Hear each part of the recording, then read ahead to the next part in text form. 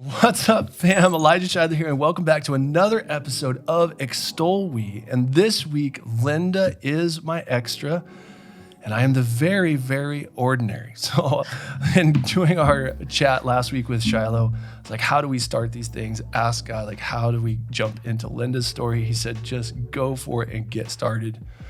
Oh my goodness, Linda. I remember you came back to me on November 11th of last year. We were at our servant celebrations. I think it was a Saturday. Yeah. And you're like, have you ever thought about recording people's testimonies? Which huge desire in my heart fulfilled. I've wanted that for years. Yeah. You were the very first person who came and said, I think I might be calling you to this because I have a story to tell. I'm like, woo. So super excited to jump into it. Yeah. As we met back then, I think it was in January when we first had our first sit down at Mazebo. Yep. Started talking. I was like, well, what testimony of the plethora of things that God has done in your life? Like, what do you want to tell? As you started telling about this beautiful story that God has led you through with your son. Yeah. Truly beauty out of tragedy. I mean, when God shows up and performs what no one else can do, and it's life-changing. This August will be 3 years when my son passed away. He passed away just before his 25th birthday. It's not something that you expect every day. He was my baby of 4 biological children. And then I have 3 beautiful stepsons.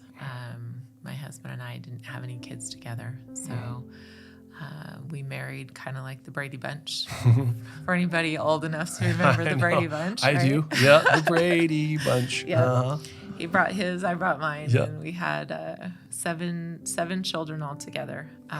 Which, you know, he had 2 exes, I had 2 exes, and blending a family like that was not without its challenges, to say the least. So our lives were not perfect, and I think that's probably the biggest message outside of the goodness of God that I want to portray to people, is that, you know, when God gave me a vision that rolls into this testimony, we were new in the church, a few years into the church. We both have known the Lord our whole life, but to say that we've known of the Lord our whole life. There's a difference in knowing of the Lord and going to church and having a relationship with Him. And so that was the journey a few years into our marriage when the Lord began to touch our lives in a way that we started to understand our identity and our relationship with Him. It was no longer about religion. It was just about seeking the Lord. But it was also through a lot of challenges, and it was learning to lean on Him through a lot of it. And there was a decision that was made when my son was 8 years old. All of my biological children lived with us, and I let him go live with his dad. The short story of it was we were 2 years into my marriage with Dan, and everything was going great up to that point. But we'd made the decision to move about an hour away from my son's father, and I had 2 children by him. I had my youngest and then his older sister. So when we moved away, it caused a lot of anxiety in my ex, and he cast a lot of that anxiety on my son.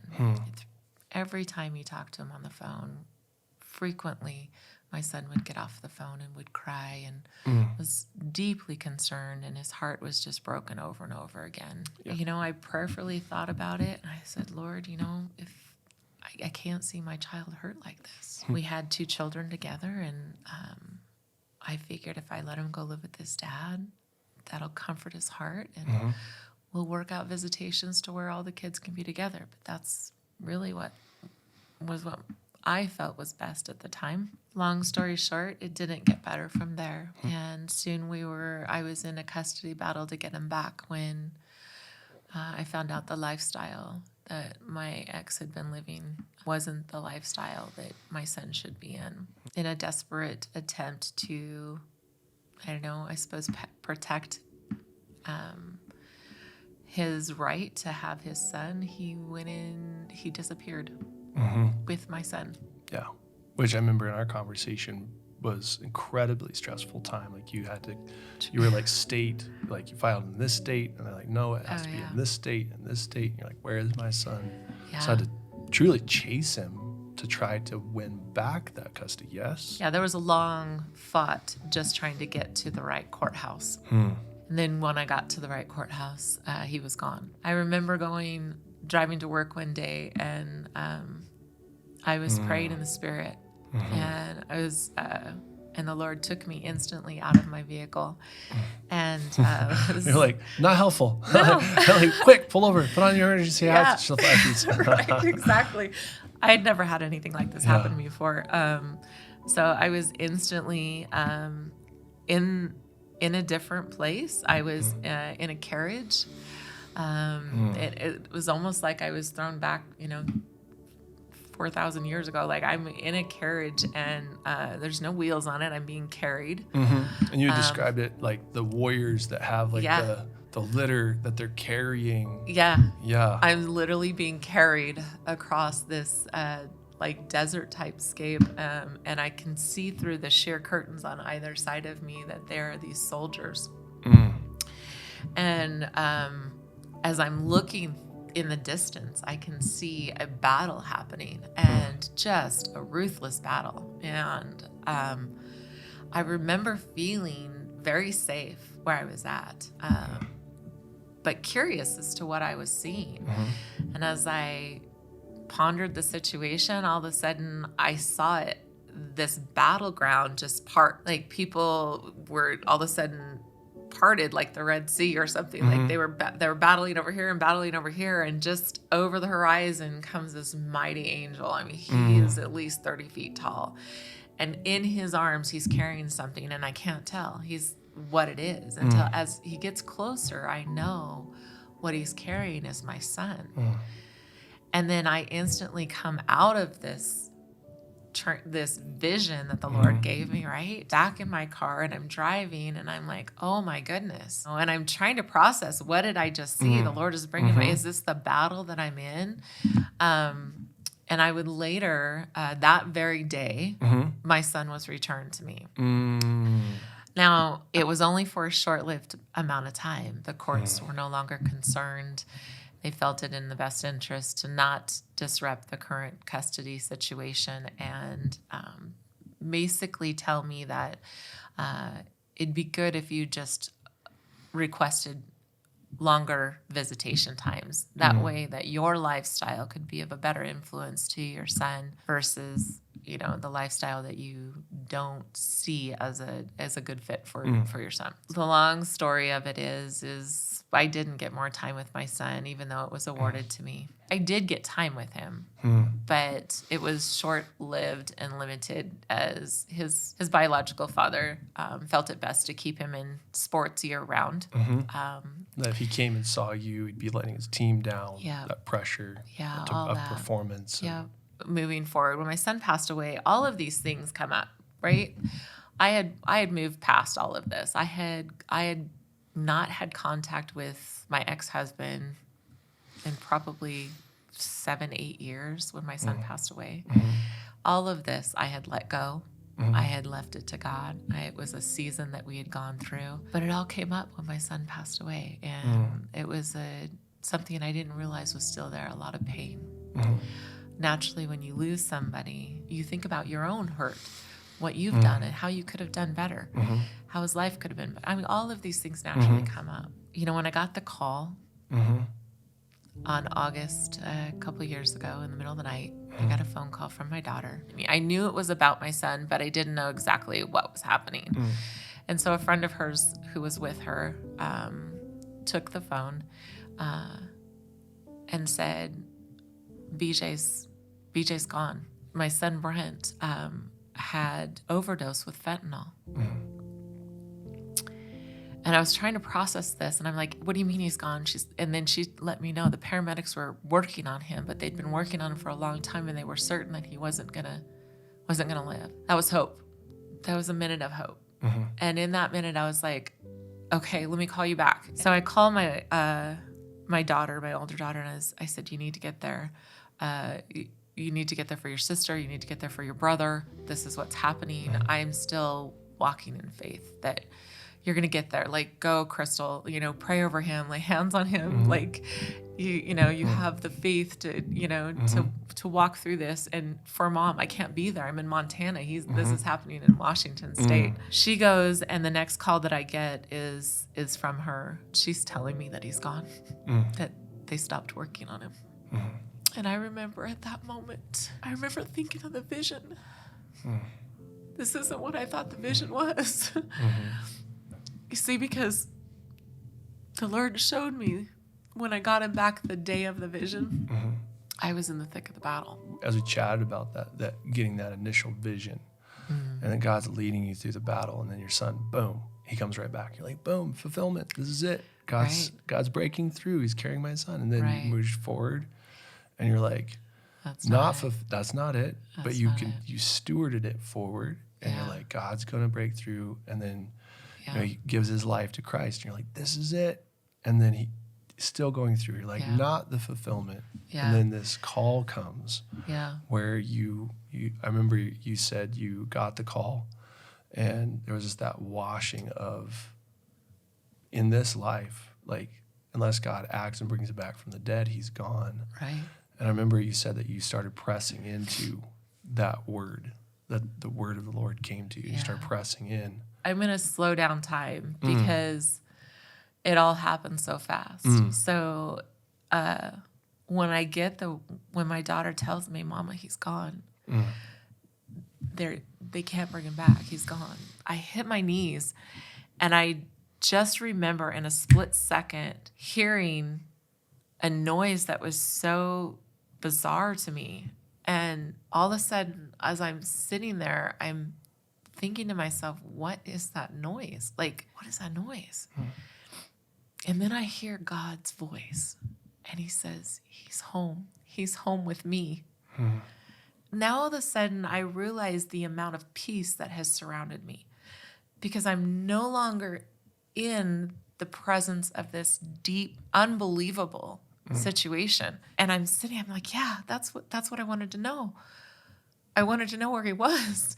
And I'm thinking this in my head as God is comforting me, and he's saying over and over, he's home. And then I go, but Lord, what is that noise? And instantly I realize the noise is me.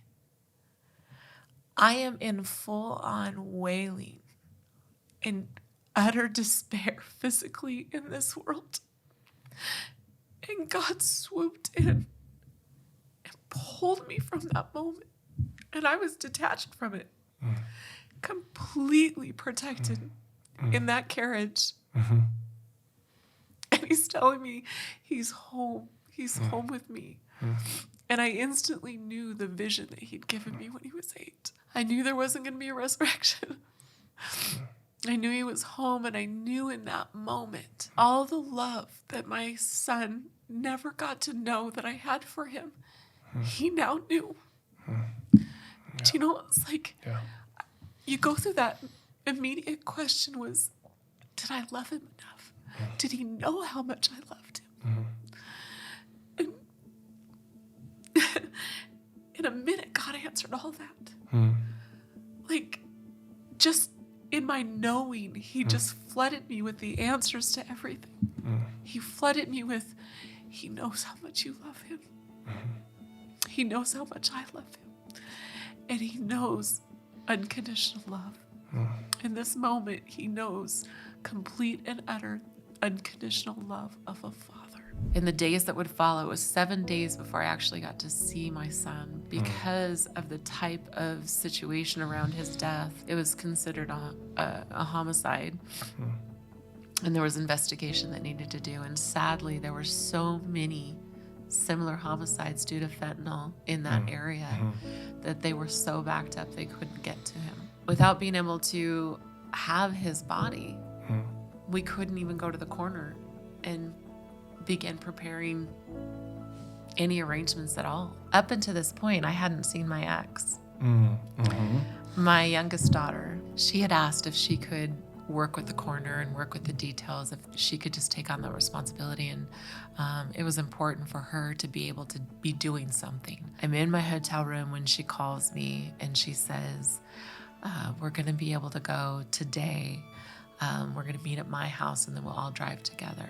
And I realized when I got off the phone that she was, in fact, saying we, as in me, my ex, and my husband, and her, and we were all going to go together to make these arrangements. And it was at that moment, Elijah, that I realized all of the feelings that I had, the hurt that was caused through my son's childhood, and ultimately in my flesh could even point fingers and blame for his death. All of these things, like it felt like darkness was pushing in and wanting me to take hold of this pain and begin seeding in the anger and the hurt and wanting justice for my son. And I remember thinking, oh my, I'm going to come face to face with him, and I am going to have to forgive him. I am a child of God. I have been forgiven. I know this. I know this from my walk. I know this from my relationship with God. This is not religion. This is relationship. I haven't seen this man in many years, and I might not ever see him again. That was a lot to swallow. I remember kind of just really being frustrated about this. I'm like, Lord, this is a little much right now, like all at once. I get that this is not convenient. This is not a convenient time. Yeah. The irony of it is that because my ex-husband lived locally, he was the listed parent on the coroner's paperwork, because he was there when they were trying to revive my son. It wasn't going to happen without him sitting at the table at the coroner's office. And there was no way I wasn't going to be at the table. The more I sat with it, the more I said, okay, I can do this. I can do it, Lord, if you're with me. About an hour before we left for the coroner's office, I'm at my daughter's house when he arrives. And we have a few moments alone in which the Lord so graciously gave me the words to forgive him. I don't think he saw that coming. I don't think he even knew. Maybe he didn't even know that he needed forgiven. I don't know. I just know that I was able to say the words, and I had to repeat them many, many times in my head over and over and over again in the days to come. But the beauty of it is that every time the anger would come back in, God's comfort and peace would be there. With that, going back to him holding me at the moment I found out, and the peace and knowing where my son was at, God is so good and his comfort is so real. Elijah, the peace and the love, to love me that much, to show up. It would be an injustice to do anything but forgive, because the reason my son is with God is because Jesus died on the cross for my sins. And how could I not forgive somebody who's sinned against me? And I'll tell you, we sat at that table and decisions were made, and it's costly, right? Yep. Every decision you make, you want a fingerprint, there's a cost for that. You want a lock of hair, there's a cost for that. My ex was adding all the things and encouraging everybody to add anything that they needed to comfort them in this situation. And then as they got all done and they needed a signature and he signed the paperwork, it was $7,000, and they couldn't start any of the work until they were paid. So he looks to my ex, whose name is on everything, and he's like, oh, well, I'll have to make some phone calls and get back to you. And my husband just reached in his pocket and pulled out payment. Just watching the way everything unfolded through this whole process, and how the Lord set everything up to just close everything off, like to finalize and to undo everything the enemy had done, so that we walked away with no baggage, restored in the midst of heavy grief. Grace upon grace, redemption upon redemption. Then you said, then you had dreams then with the Father of of your son. Yeah, the restoration didn't stop there. In the days to follow, in the months to follow, the Lord would continue to restore things that were wounds in me. I was just thinking of the things that I wasn't going to get to experience with him. I imagine anybody who's lost somebody knows what that feels like. And as I was laying there crying, I hear my son, as clear as you and I are sitting here talking. He said, "Don't cry, Mama. I'm in the most beautiful place. Mama, I'm with Jesus. Mama, I'm with Jesus." And he says it a second time with such enthusiasm that I'm like, I just chuckled. I just laughed. I felt his joy in his voice. And I'm like, that's right. Yeah. I'm not going to cry because you are in the most beautiful place. Yeah. Moments like that would come. I would have dreams going forward of moments that we didn't actually share together. They were as real as ever. Like me just making him a cup of hot cocoa, reading him a book, and moments that we weren't allowed to share because we didn't have, that time was taken from us. And God would give me these dreams. And it's like I'd wake up and I'd have these new memories with my son. I could imagine when your kids are away from you you like to think they miss you, right? And I remember times when I would cry at night when we were apart from each other and I would think, I can't be there if he misses me, Yep. And one of the dreams God gave me, he was standing at the foot of my bed. I remember looking up going, "Hey, baby, are you okay?" And he says, "Yeah." He goes, "I just miss you. Can I just lay with you?" And I was like, "Yes." Yeah. And, and I remember just holding him in my dream for hours before waking up and feeling, gosh, that was so beautiful that I got to hold him. Yeah. One of the last dreams I had, or I should say the most recent dreams, I don't know if there's more to come. I don't want to shut that down. Yeah. I was standing with a group of people, and I knew I was in a heavenly place. There was communication happening, and I don't remember what was being said in this moment, but I remember somebody over to my left talking, and I was like, boy, that person sounds very wise and very, I was admiring what was being said. And as soon as I turned and looked, it was my son, and he was completely changed. Like he was it was like the Lord gave me a glimpse of him in his heavenly state, in who he is now, who he is in, who we are when we get there, Totally. In the resurrected body, in his identity and his full identity. And I was like, he's your son, Lord. Yeah. He's your son. As somebody who loves the Lord, that God gives you children, he's given you children, Elijah. Yeah. Right? Yeah. And the biggest mission as a parent is to make sure they know the Father, their creator. I need to point you back to your true father. Yes, I'm your earthly father, but you have a father. Yeah. And when my son passed away, that's one of the things that you think about is, oh my gosh, did I fail? Is he there? Did all this work out? Yeah. And I just am so encouraged by God's love. And in the days to come, there were moments, right, where I kept thinking, this is just so odd. I should be laying in bed, mourning my son. I could just go crawl in bed. Oh, yeah. And nobody would fault you. And nobody would fault me. I could go drink my sorrows away and not feel any of this. Yes. Rage at your husband. Yes. Yeah. And the world would let me. They would be like, let her go. Well, you know what she's been through? They would all champion whatever decision I would make. The world would let me do that. But what honor would any of that bring to God, who brought such peace in the midst of tragedy? I look at that, Elijah, and I'm like, why me, Lord? What drew you to comfort me in such a way when I hear so many stories? In those moments, we're all faced with decisions. But most importantly, in the moments that aren't tragic, in the everyday, ordinary moments, what am I going to cook for dinner? What's going to happen today, Lord?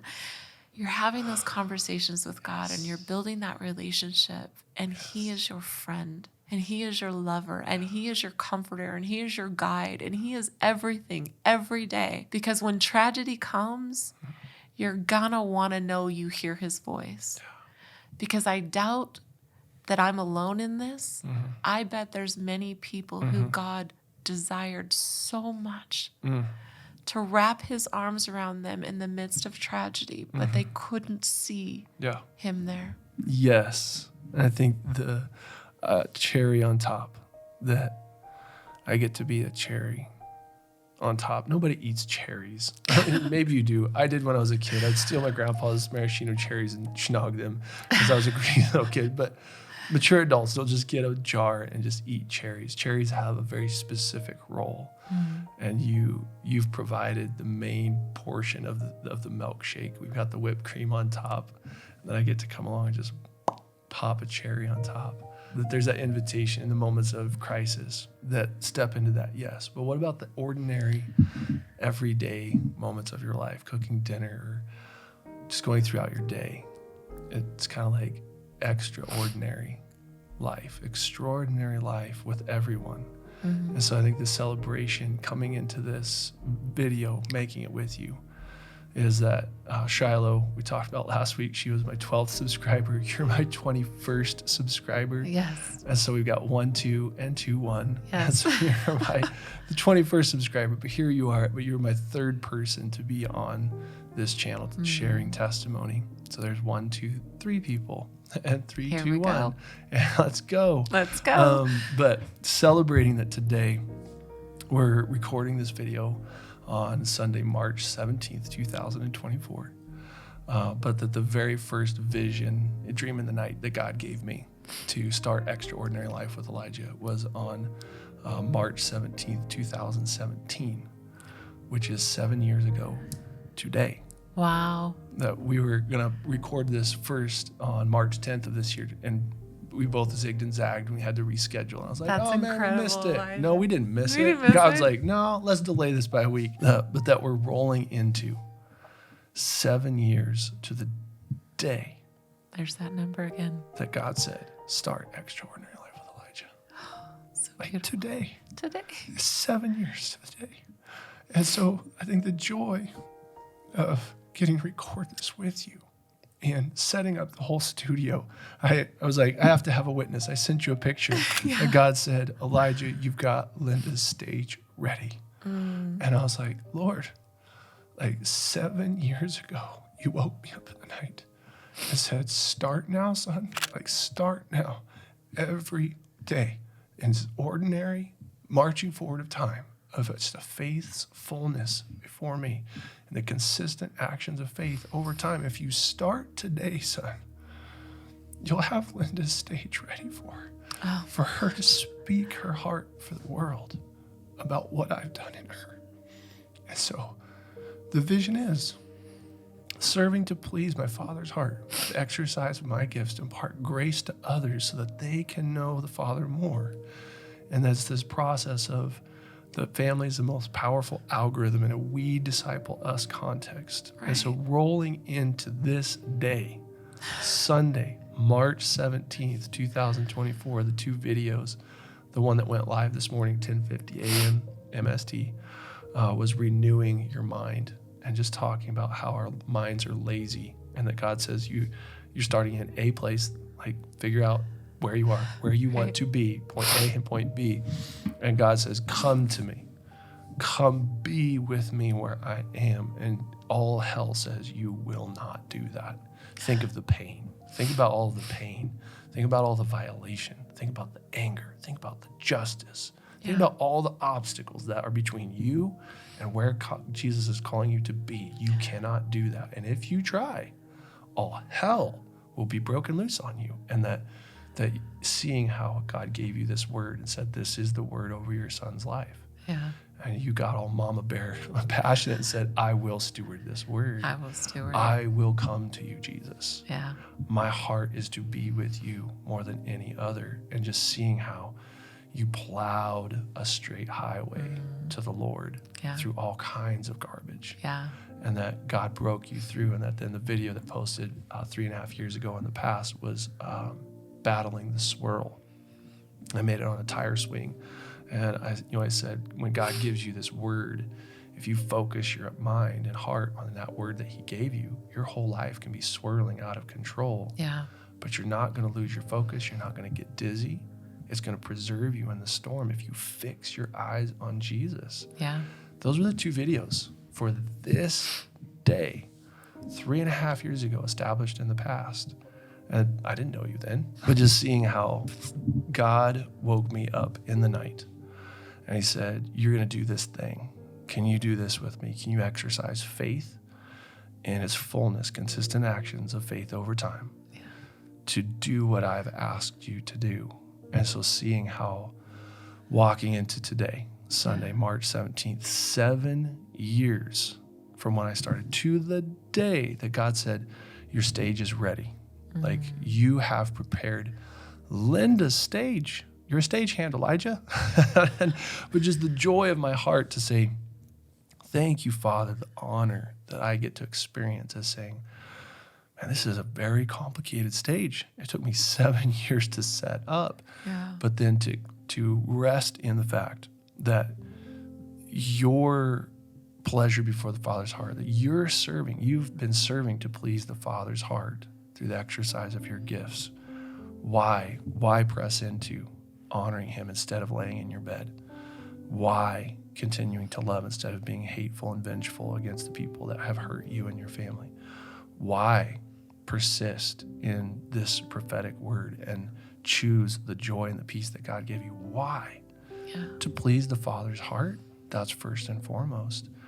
And then as a result of stepping into that is imparting grace to me and the world to know our Father more. And so just a moment of time to just say, this is the kingdom.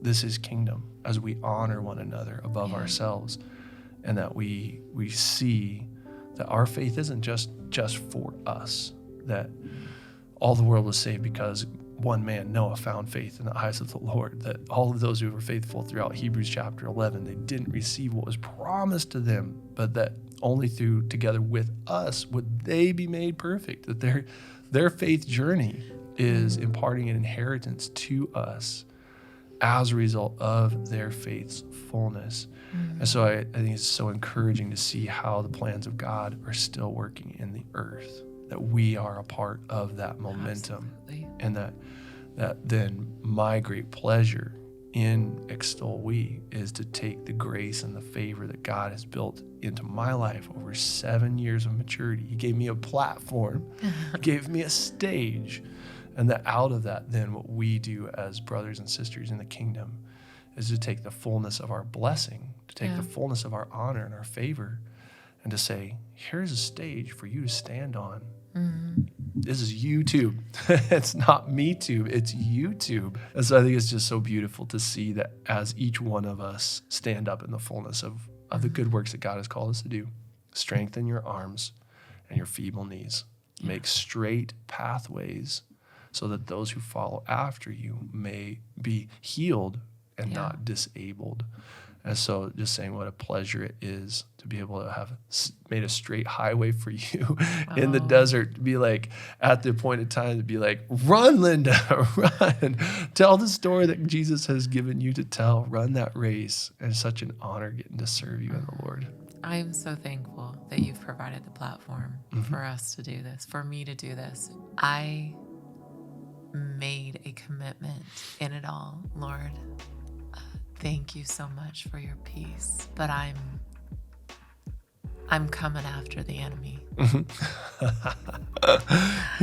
coming after the enemy. Yes, for this reason, Jesus made an appearance to destroy all the works of the devil. Yes. And so I think just the beauty of showing up, like do your good works before men. Let your good works so shine before men that they see your good works and glorify your Father in heaven. And I think one of the best vengeances that we can have against darkness is to walk through the valley of the shadow of death, singing the praises of our King. Exactly. He's like, what is going on? It's not Yes. working. You're Yes. like, no, it is not. Yes. Oh yeah. Would you like to challenge my identity and who you think I am? Come on down here. I'd love that. I'd love that. Yeah. Because my dad will smack the tar out of you. That's exactly. And that we just keep on. We Yeah. keep going, singing, blessing, Yep. forgiving, because Yeah. that's who our Father is. There's so many people out here that's going to hear this Mm-hmm. that need to know that their sons and daughters are loved by God That's right. and they are protected by God. Just love Him. Mm-hmm. Just connect to the author and finisher of our faith, to Him who loves us. Mm-hmm. And He will fulfill all of your desires. Seek Him first, above all else, in goodness and in tragedy, no matter what it is. I am a walking testimony of that. He is faithful. He is faithful. He is faithful. Just turn to Him and He is always talking. There's nobody that can't hear God. That's it. Holy Spirit's with us. God is talking to us at all the time. We don't have to fear it. It is nothing but full love in the midst of tragedy. We don't always understand the things that are happening, but we can always feel His peace and His love through it all. That's right. And He'll lead us through. And that is what the enemy doesn't want people to know. Truth. But we're telling him today. So if you subscribe to what we are doing, then hit the button, hit it, and then hit the bell as well so you get notified with the new content. And if you love this video, you didn't just like it, then hit the thumbs down button. And pray blessings on all of our lives together. I love you guys lots. And I will see you in the next video.